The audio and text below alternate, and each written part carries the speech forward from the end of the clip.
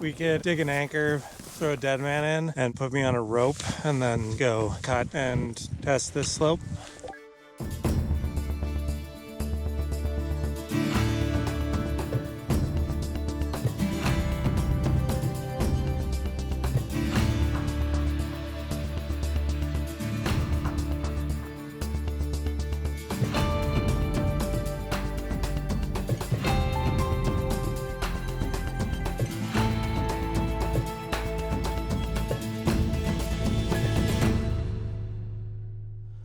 Well, buenos dias, friends.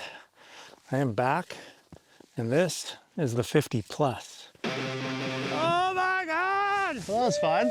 Now, the 50 plus, I've potentially described it in other places, but Oh God! Pretty gnarly, to say the least. what I want to do is take kind of what we built with the 50. This is nuts. And take it to new lines and new adventures. Yeah. Definitely not mellow. So we're here in Girdwood, Alaska at the base of Alyeska Ski Resort because my wife, Elyse, she grew up here. So we're up here doing that whole thing with the grandparents. Also because Alaska's having an incredible snow year. But then mainly we are here to determine if the line, the Northstar Couloir, is a classic. The Northstar Couloir is a line off A1 Peak in the Glacier Creek Valley of south central Alaska.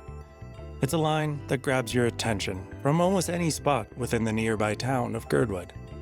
For a skier, it almost begs to be skied, but it's not easy to get to. The approach starts off near the Alyeska Resort Hotel. It's about a 10-mile tour of contouring and ridgeline navigation to get to the base of the 1,200-foot southwest-facing couloir. The 45-degree couloir spits out into a 2,000-foot rolling run to valley bottom. 10 more miles, and you're back at the car. Now, I will say you can do the Northstar Couloir in a day, but we're going to put a twist on it because in this adventure, I want to take Elyse, my wife, for her first ever overnight camping trip in the snow. You know, sometimes I've framed it as Elyse isn't into touring or into winter camping that much. It's more that she's kind of into sending more than anything. She's won tons of awards, skied all around Alaska, usually with helicopters, but I'm gonna bring her out for her first winter camping trip.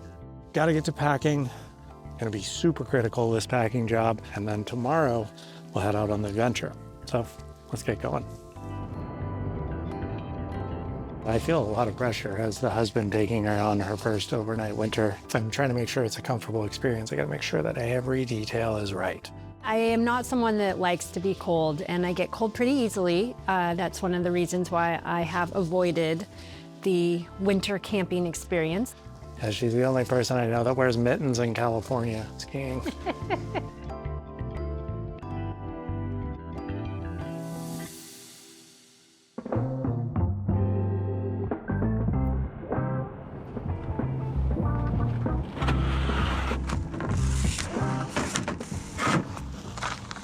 And that's because you're recording too. I hate that so much. Yeah, remember last time we tried this, you yelled at me? Yeah, because this always happens when you record. We're off to a good start. Nope. There. Wow.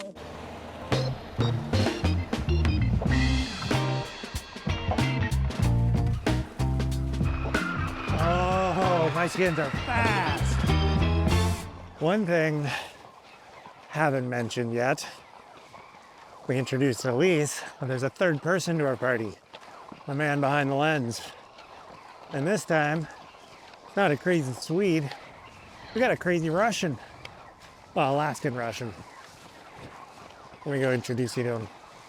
There he is. Oh, hey. What's your good name, sir? Oh, I'm Dmitry. Nice to meet everyone. You're gonna be the guy behind the lens Yeah, for the next 2 days? That's gonna be me.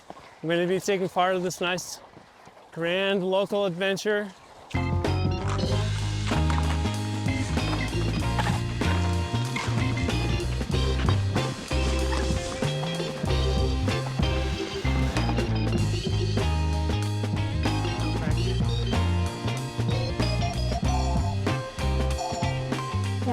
like a nice living room location.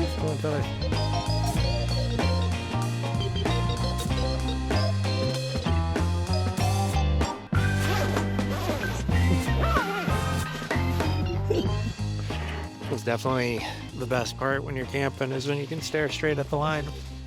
Only one thing we can do now, which is go to bed and keep our fingers crossed that it's sunny in the morning and we aren't socked in full of clouds.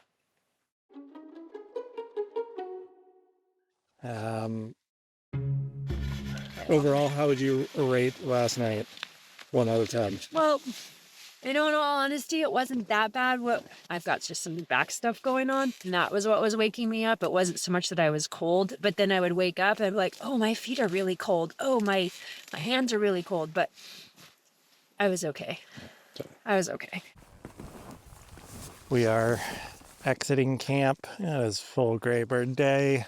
Now it's a question of whether skiing a big objective is going to be a success.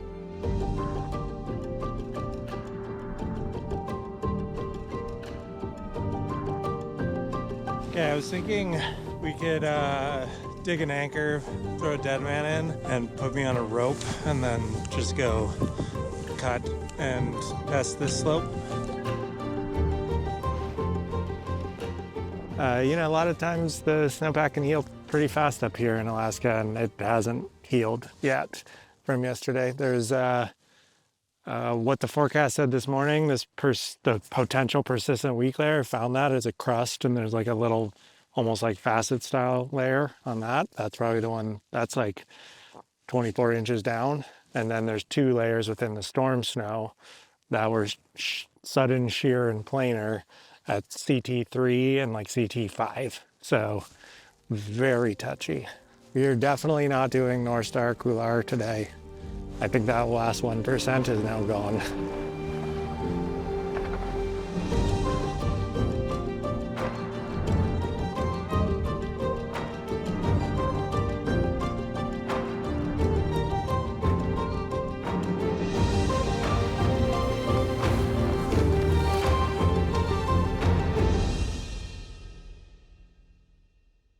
Okay, speeding.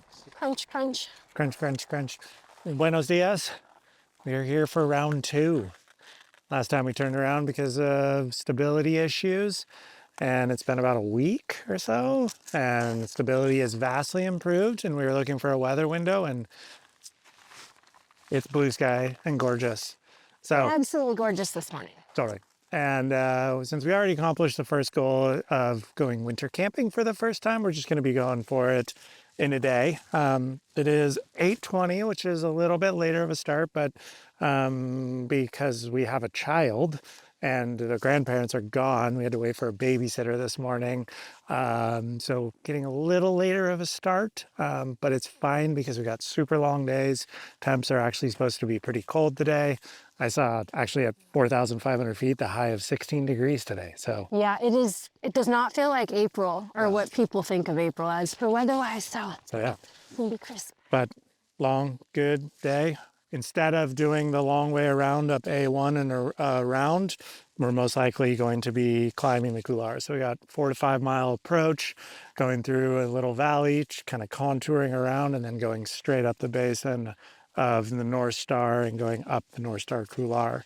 And if for some reason we got a plan B, if I feel like there's too much warming in the couloir, but we'll just be climbing the couloir today. A bit of the traditional way. Yeah.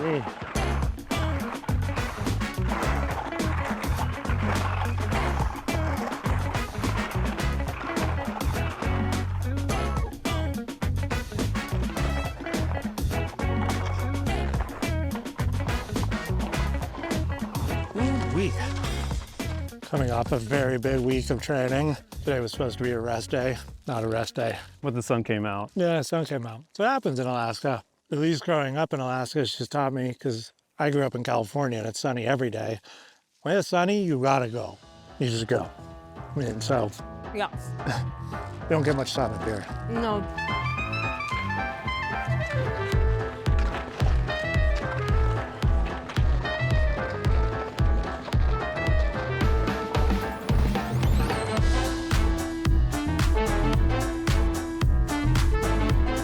Now, what's going to define a classic line? Aesthetics, approach, skiability, views, whether it's central to a town, gets skied a lot, or is just something that someone dreams about skiing often. Those are all factors that kind of factor into this decision of naming it a classic or not.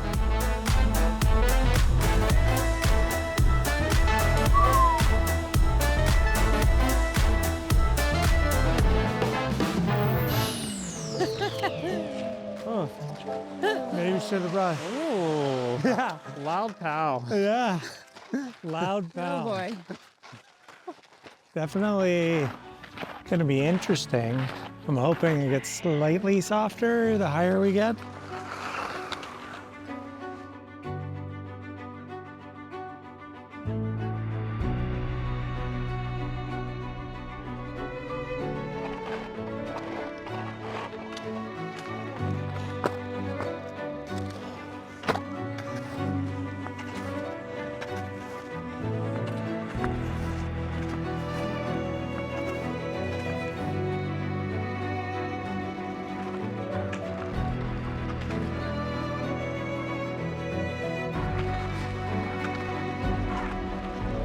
It's funny how when you're always from afar, it's like, whoa, it's big and really far, and you get closer and it starts to me, it like tends to kind of make it more approachable. It feels like really like big and scary from afar, and as you get closer, you're like, oh, okay, yeah. But that's everything in skiing. it is for sure. I think so far we're doing great on time, mainly like the sun hasn't wrapped in there yet. The one call we talked about last night of like, hey, if it's too warm, go around, but like air temperature is cold. Yeah. It's not even that warm in the sun. Like I might have to put a jacket. I know, I was thinking I'm gonna have to probably put a layer on once we get back in the shade because I expect it to be a little chilly in there. And overhead hazard on the south facing wall is pretty minimal. So to me, I think it's like a 99%. Let's just go up the middle of that thing. Yeah. I would say fuel up, have some water, some food, and get ready for the big push.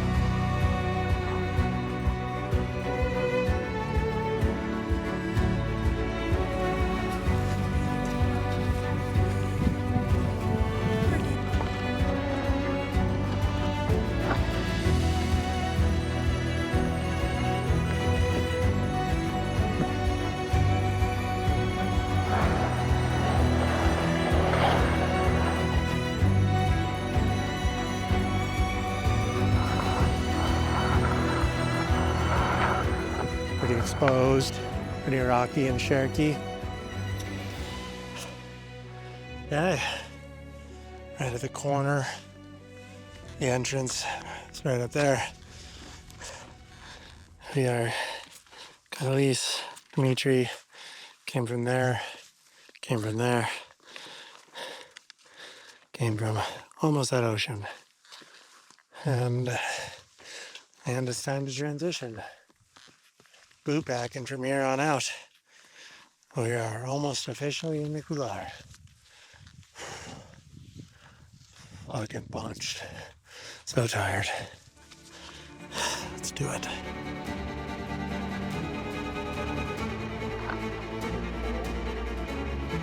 Game on. Come on.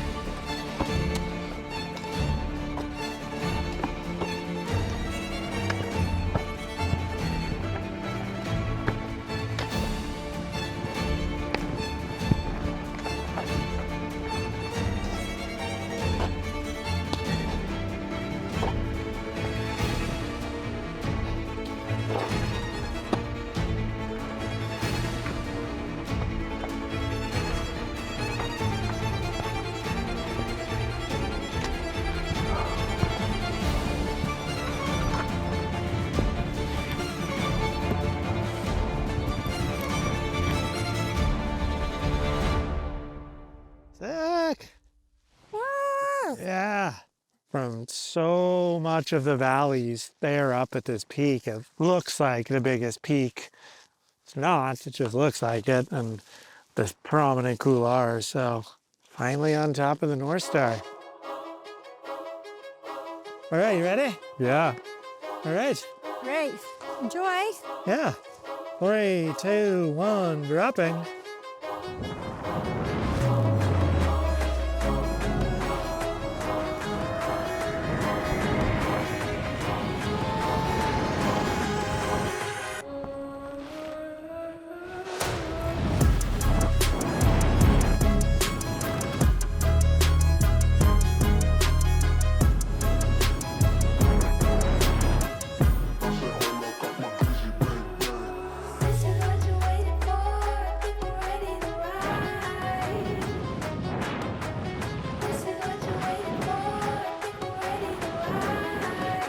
Wow.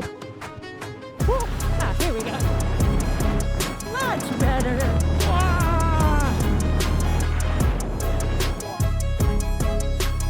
Wow. Woo.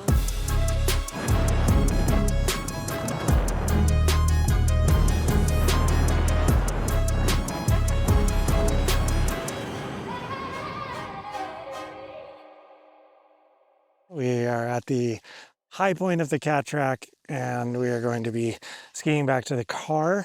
So the adventure's not quite over, but I'd say it's mainly over since it's all downhill. And we're looking back at our line. Now, whether it's a classic or not. So here's my thing. It's a pretty big day for what's kind of a short couloir. Like, it's only about 1,000 vertical feet. And it's a big approach, and there's a lot of vert and a lot of like complicated contouring and whatnot. And the other thing is it's got that V kind of shape to it, which I don't typically like in couloirs. And so while I'm trying to, it feels like I'm leading you to believe I don't think it's a classic. That's actually totally a classic. That skied way better than I thought. And like, the approach is actually pretty awesome. It's pretty beautiful. The view up there is incredible.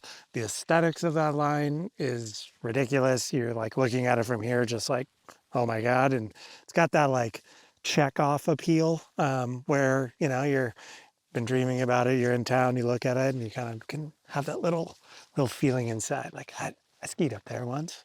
I don't know. You said something too about like expeditions and why. Yeah, so as I've been watching you do the 50 project, the Alaska lines have all been these massive expedition style lines, something that's pretty inapproachable for not only someone like myself who doesn't want to do something like that, but just in general. They're expensive, they're time intensive, yada, yada. There's a lot that goes into them.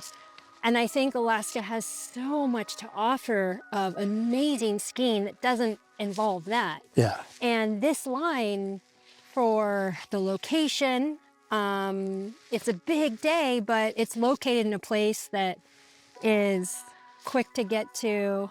This is roadside for Alaska. This is roadside for Alaska. I mean, staying in Girdwood, you can see the line. When you go up Resort Alyeska and you're standing up top and you look out, you can see this line, and it is gorgeous. Did it ski as amazing as I would have liked? Not necessarily, but I don't think that doesn't mean that it's not a classic just because it doesn't have the right contour in it. Like, it's great. And then when you get to the top of it, the view's amazing. So I think it's a classic. I would agree. There's you know, no classic is a perfect, no ski line is a perfect line, but that was a really fun line. I'm really, really stoked to finally have gotten it done. So if you want to figure out my grading system for classics, click on the link below. It'll be popping up, and I'll kind of show you how I'm defining what a classic is, because the original book authors never defined it, and I've kind of got my own definitions. And as we kind of go on this exploration of other lines that I've wanted to ski for a long time, or that are just renowned in those areas, or even not renowned, I don't know, just seeking out new lines, we'll kind of use this criteria to determine whether I think it's a classic. Because probably plenty of people could disagree with me, but. One of the things to note too, when you do come to Girdwood and you go skiing, whether it's at the resort or you're heli skiing, quite often locals, guides, etc., they'll point that line out to you. Yeah, that's like true. it's a known line and it's talked about. So I think that also means it's got some more to it in the local area, and that in itself makes it a great classic. Totally. Good job, Dimitri. Yeah, Let's that was great. Thanks a lot. let's go. Good cruise.